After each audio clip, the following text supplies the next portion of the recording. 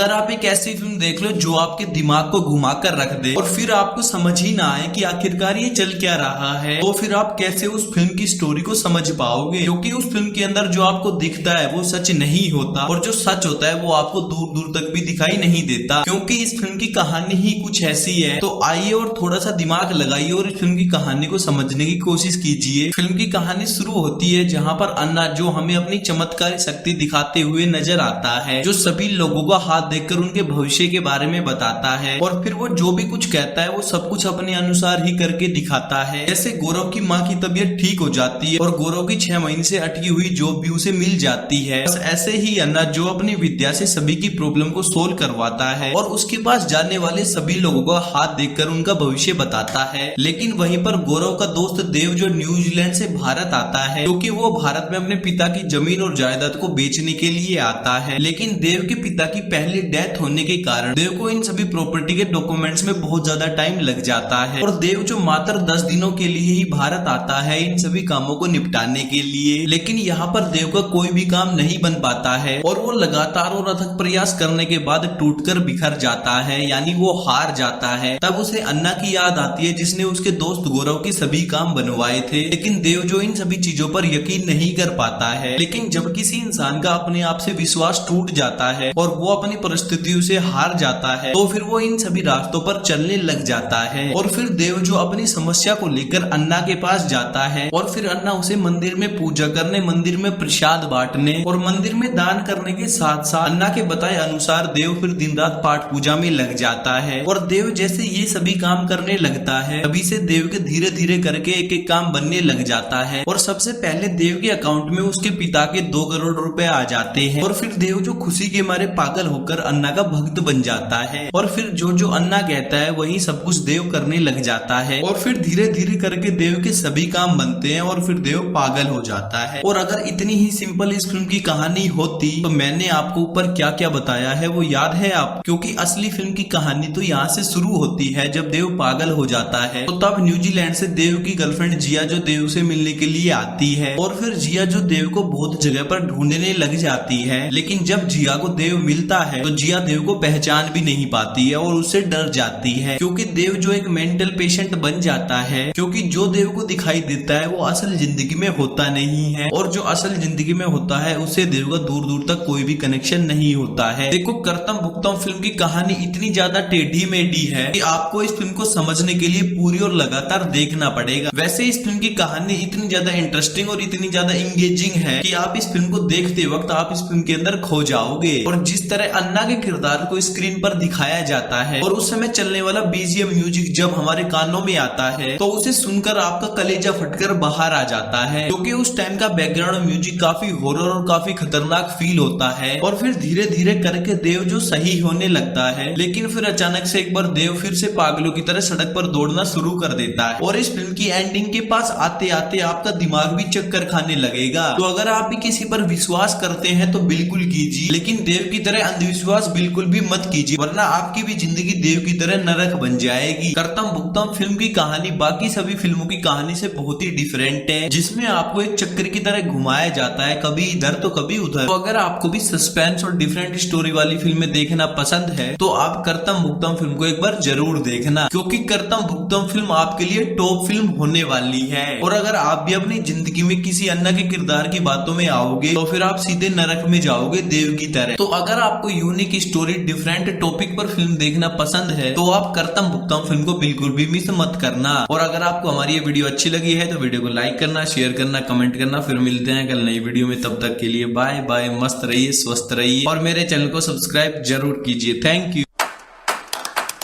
लेकिन देव की तरह अंधविश्वास भी